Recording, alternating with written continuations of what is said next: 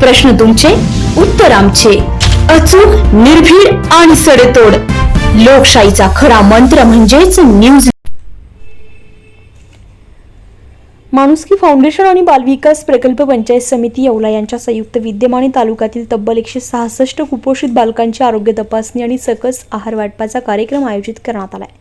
कुलस्वामिनी मंगल कार्यालय कोटमगाव येथे हा कार्यक्रम आयोजित करण्यात आला होता. गट विकास अधिकारी, बालविकास प्रकल्प अधिकारी, तालुका आरोग्य अधिकारी यांच्या प्रमुख उपस्थितीमध्ये हा मेळावा संपन्न झालाय. तर प्रमुख पाहुणे म्हणून माणुसकी फाउंडेशनचे संस्थापक अध्यक्ष तथा कृषी उत्पन्न बाजार समितीचे संचालक अलकेश कासलीवाल, बालरोग तज्ञ डॉक्टर सोनवणे, डॉक्टर लोखंड, शरदाबा लहरे, नगीना कासलीवाल, अर्चना कासलीवाल, कोटमगाव खुर्दचे सरपंच, पर्यवेक्षिका, अंगणवाडी सेविका उपस्थित होत्या.